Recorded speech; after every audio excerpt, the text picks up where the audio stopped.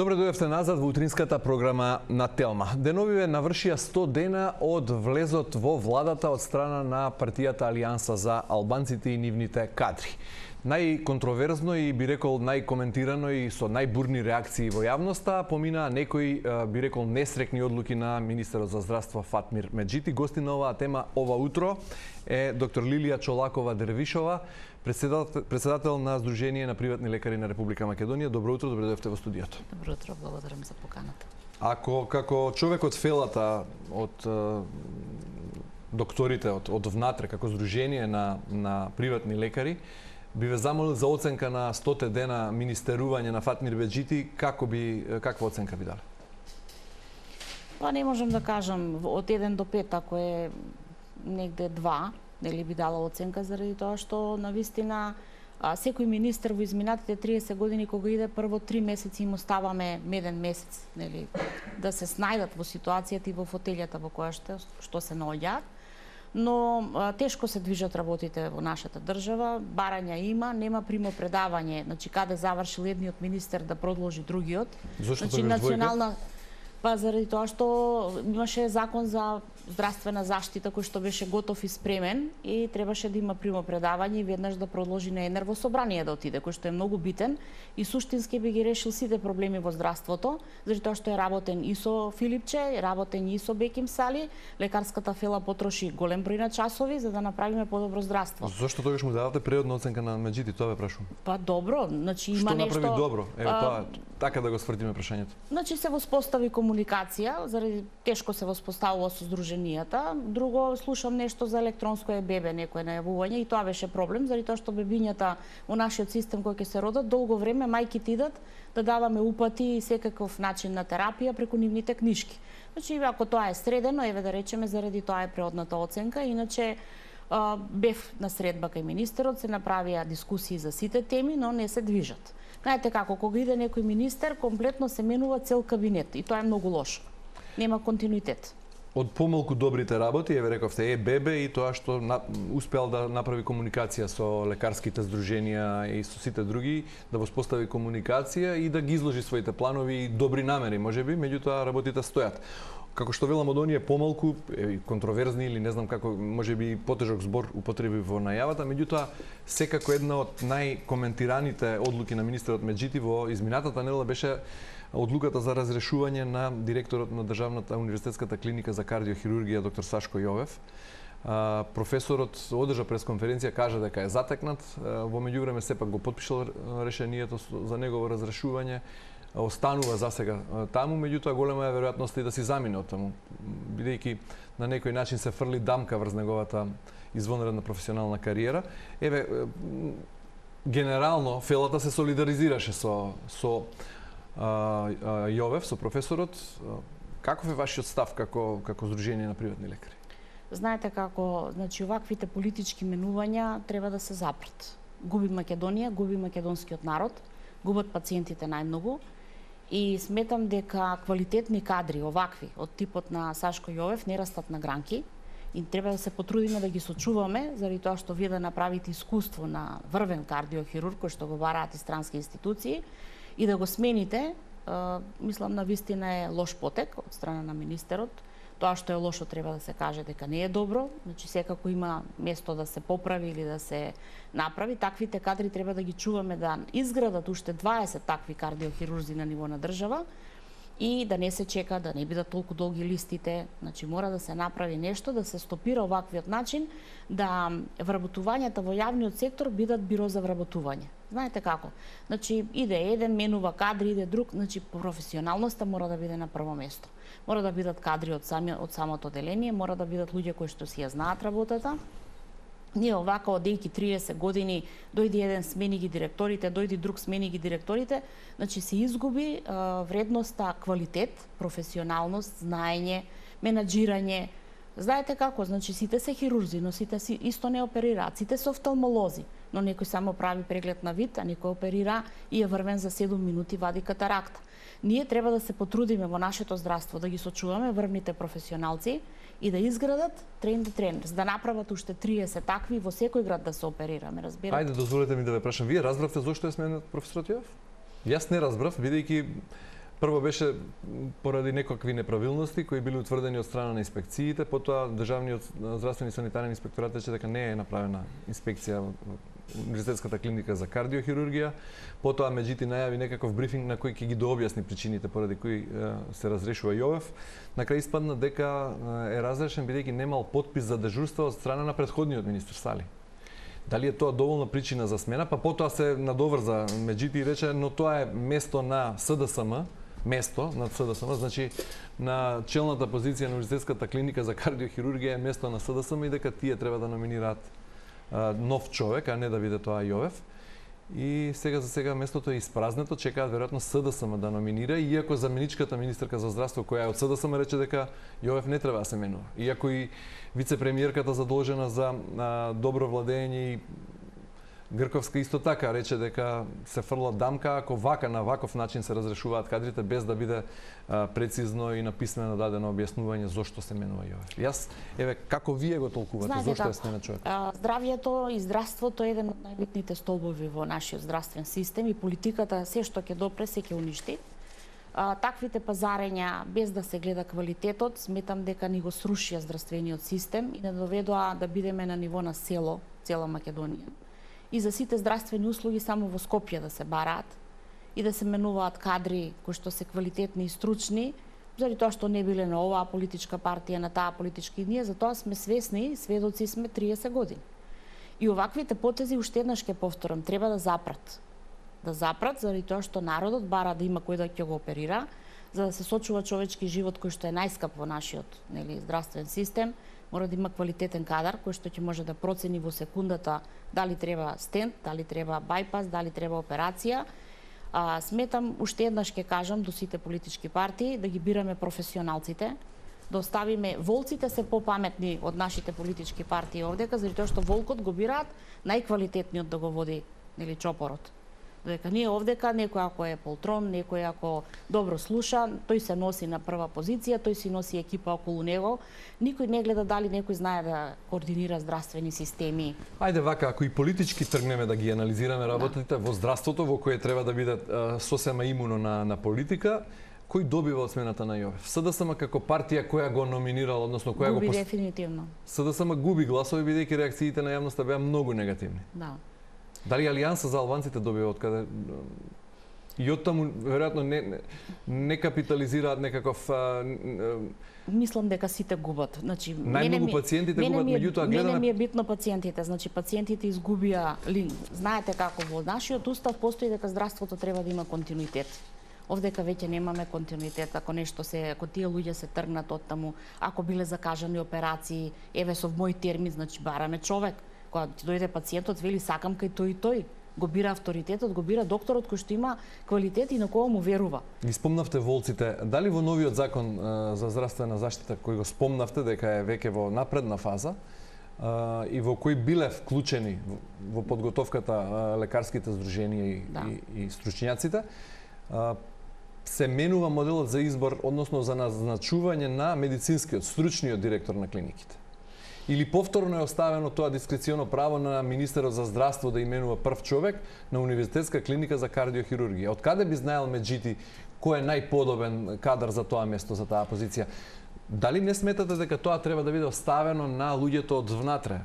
Значи секоја клиника да се избира сама свој директор, да се го избира најспособниот меѓу нив. Се слагам со вас, значи тоа беше став уште во 2012 кога претрпе законот за здравствена заштита и ние како здружение учествуваме во сите такви измени со наши ставови. Уште таму имаше многу членови во кои што министерот имаше дискреционо право да менува директори, да стави, сметавме дека тоа навистина е многу лош потек. И гледам дека се уште се провлекува и сметам дека треба да се промени.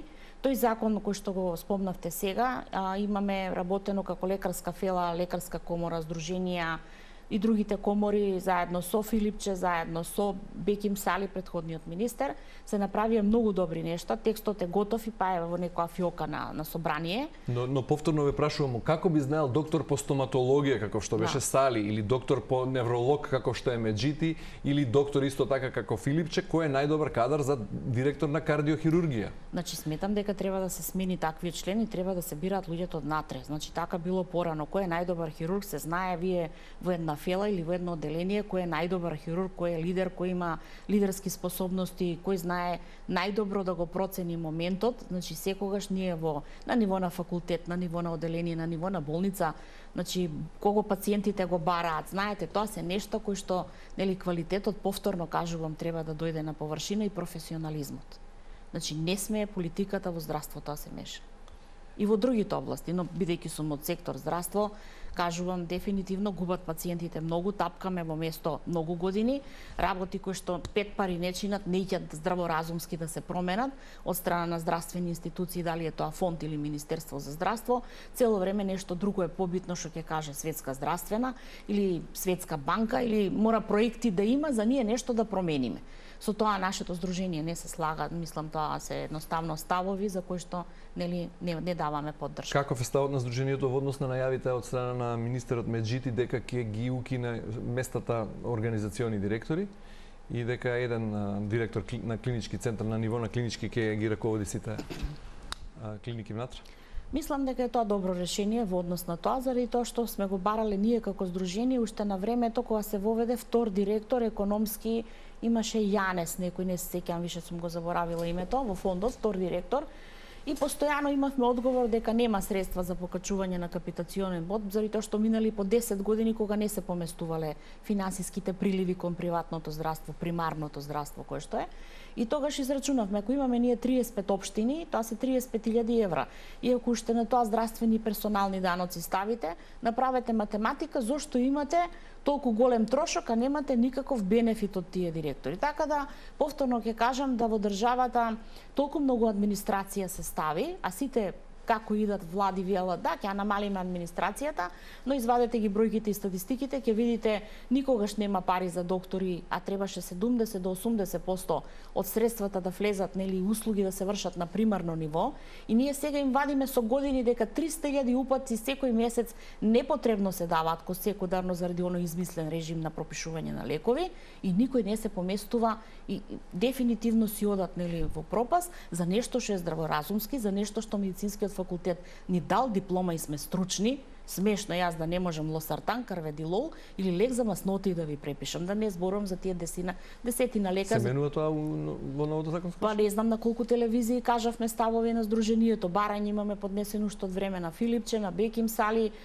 се промени нешто на 17.3 од страна на фондот, каде што во службен весник испадна дека може фондот сам да го менува нивото на лековите.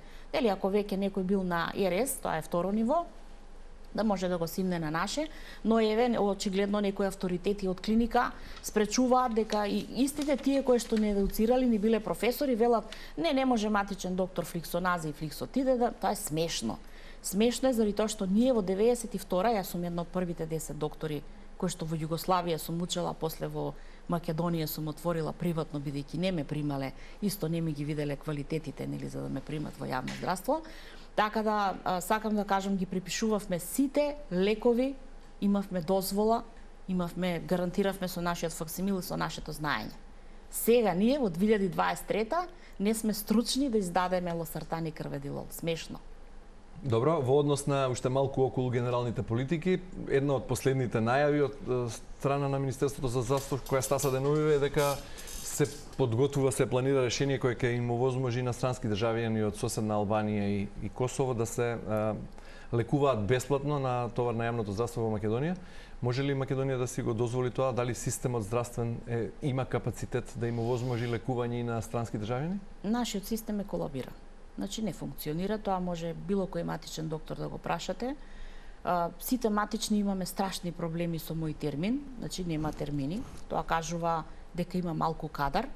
Тоа е едниот момент. Друго, со дополнителната дејност, луѓето кои што треба да работат во работно време на секундарно и терциерно закажуваат дополнително операции.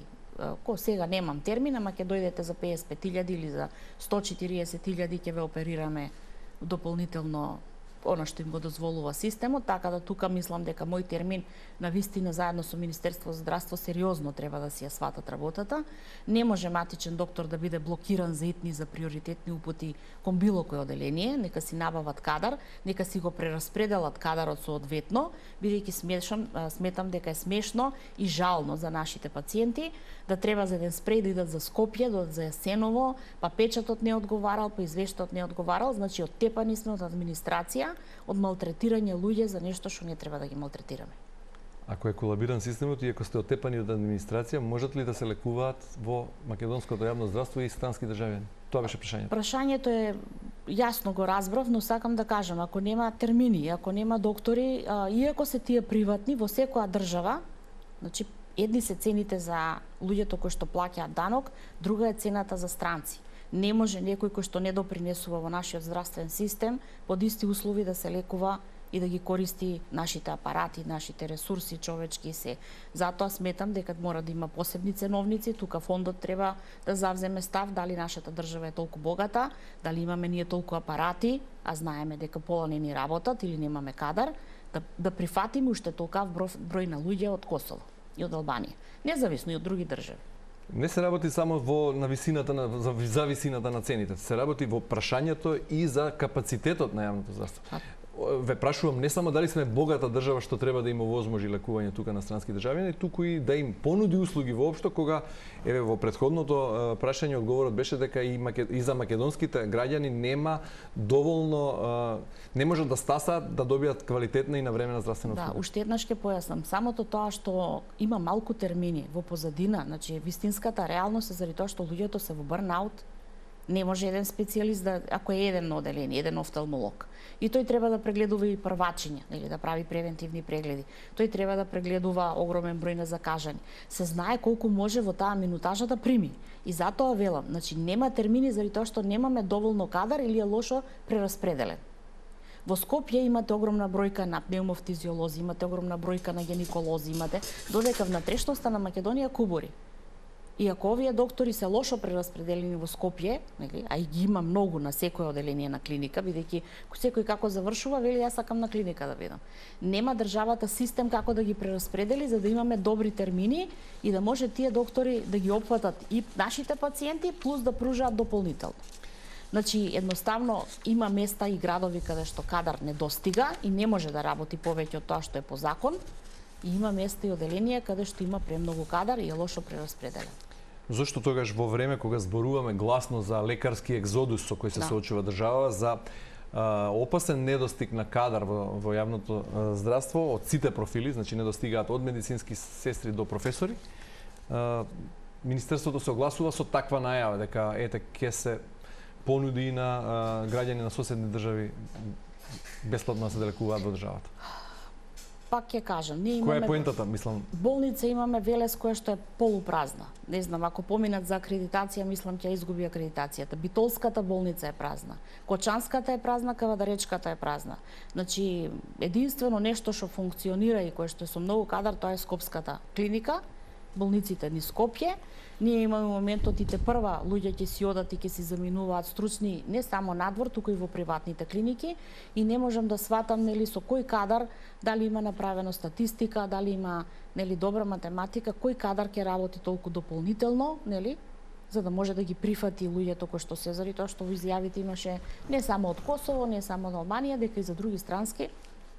Ние сме свесни дека огромен број од населението, нели, од Косово и од Албанија иде во западниот дел кај моите колеги, кај матични и оние здравствени установи кои што се таму, но сметам на приватно за да се трошат нели апаратите за кои што плаќа македонскиот граѓанин, дефинитивно ниедна држава нема такво правило, заради тоа што ние имаме устав, точно се знае во тој устав кој што плаќа и кој што користи во оваа држава и наеднаш нели еве јас да пробам да се лекувам да ме прими под исти цени во Швајцарија или во Франција или во Англија.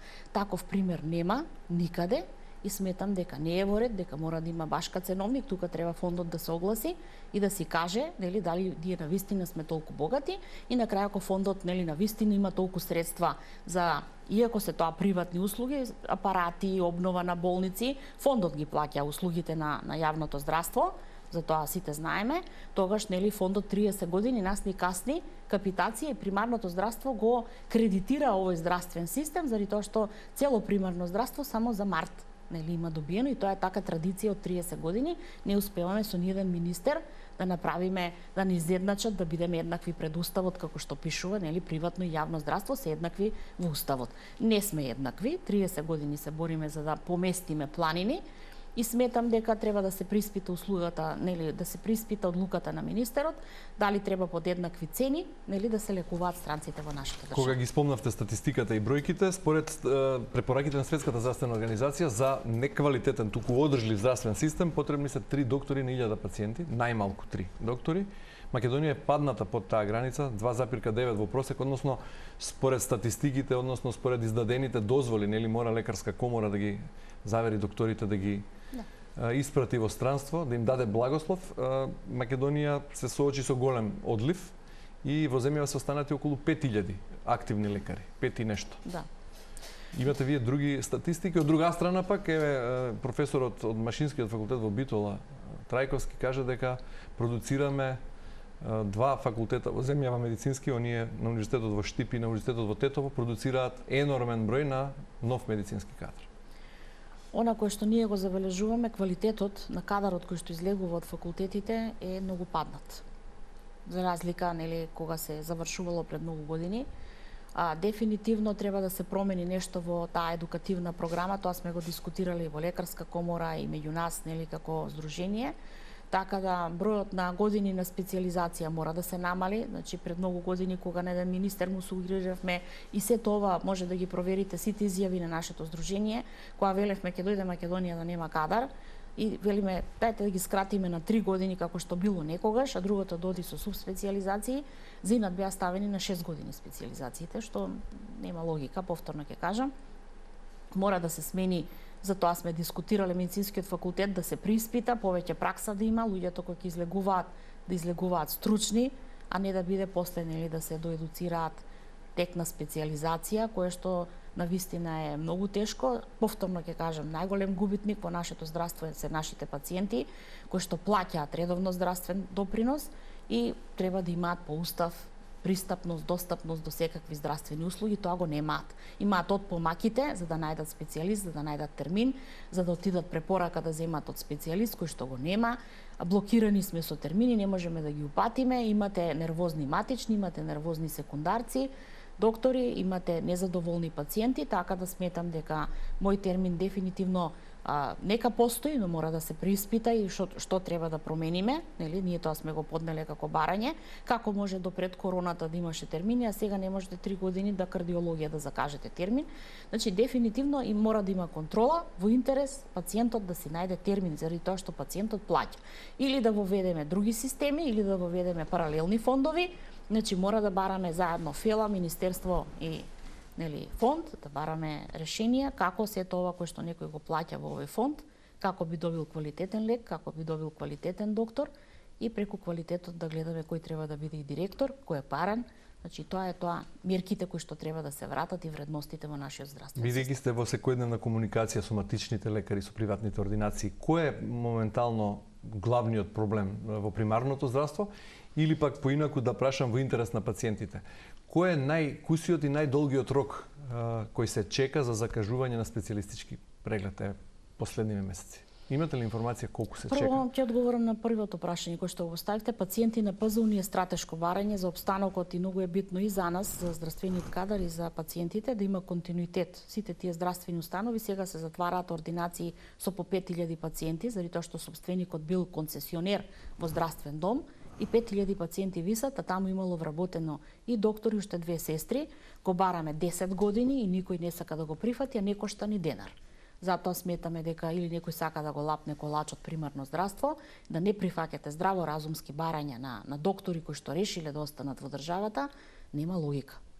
Така да сите аргументи, бројки и статистики се тука, а додека во однос на сите за Прашање, колку се чека за закажување на специјалистички во просек? Да, во просек зависи за 3-4 месеци за одредени дијагностики или ги праќаме преку друг специјалист, го оптеретуваме повторно непотребно хирургот, интернистот, за да закажете мамографија, за да закажете ехо на простата, нешто за што треба системски да си работи, да биде достапно до секој пациент, одредени дијагнози како што се малигните дијагнози, каде што ние се сомневаме, верувајте ми, минути се во прашање дали ќе фрли метастаза, дали тој човек ќе добие тешки компликации, дали ќе направи таа метастаза пробив негде и ќе се изгуби човечкиот живот. Затоа велам, да седнеме на маса, да видиме што е приоритет за пациентите од кои што сите живееме и кои што секогаш ми биле имени на Сдруженијето на прво место, и сите работи кои што ги бараме 90% се да олесниме на нашиот пациент, кој што веќе остаре, заради тоа што само возрастна популација е 70-80% останата, а секојдневно сме сведоци на цели фамилии со млади дечиња заминуваат надвор од државата. Да, и како што рековте, ако млади лекари, млад кадар решил да остане во Македонија и да ги понуди своите услуги како матичен лекар во земјава, а политиката од страна на државата е таква каква што е, кога ќе дојде моментот кога Македонија ќе се соочи со ситуација во која навистина ќе нема кој да го прегледа пациентот како матичен лекар да даде услуга? За колку време би се соочили со такво нешто? Такви региони има веќе, и за тоа алармираме, регионот на Богомила, Иванковци, во голем дел на места низ Македонија постојат такви, да не ги бројам, може да проверите на сајтот на фондот, каде што има население, само Бузалка од 2000 жители има, нема никаква превентива, нема доктор, нема стоматолог. Алармираме со години, велиме дајте да промениме закони, дајте да им однесеме на луѓето доктор, дајте да има стимулација таму стоматолог да се грижи за забите, бидејќи знаеме најголем дел од сите проблеми и болести идат преку инфекциите на устната празнина, така да сметам дека никој не се замара. И повторно ќе кажам, штета е што идат луѓе на тие раководни места кои што поима немаат од креирање на здравствена политика. Тоа е сосема друго. Друго е вие да сте економист, да сте невролог, да сте неурохирург или правник или земјоделец или не знам што, и да бидете во здравство сместен. Така да сметам дека уште еднаш треба да се сменат преговарачите од страна на фондот, каде што имаме правници и економисти кои што цело време не обструираат и не прифаќаат работи кои што се здраворазумски, кои што му се потребни на пациентот, кои што се потребни за да останат овие млади доктори, бидејќи во моментов имаме ординации кои што се затвори и висат огромен број на пациенти, портал не работи, како вие ќе префрлите 1800 пациенти. Зошто? Кој сака може да се одјави од тие, ме разбирате? Така да темата е многу опширна, многу пати сме елаборирале, навистина е суштински и не можеме да сватиме дали ние треба секојдневно протести да правиме за бод да поместиме, за да може оваа инфлација да издржат тие приватни здравствени ординации, да може некој доктор да вози по 60 километри да отиде во рурална амбуланта, дали треба да направиме посебен ценовник за тие доктори да ги задржиме бидејќи се вистинско богатство за народот кој што е во Сирково, во Дебар, во Демир Капија, Демир Хисар, да ги кажам сите оние мали местенца, каде што на вистина за кратко време може да се случи да нема ни доктор, да нема ни стоматолог и тие луѓе да патуваат со часеви за да дојдат до Кавадарци, каде што има доктор. Уште еднаш ќе кажам, некогаш минути се битни за да спасиме човечки живот. Доктор Чолакова Дервишова, ви благодарам многу за гостувањето во утринската програма и за вашите размисли. Ви благодарам и јас. Да, во продолжение, почитувани, на истата тема, мојата колешка Марија Коцева зборува со професор Горан Димитров, претседател на Македонското лекарско здружение. Следете не и натаму.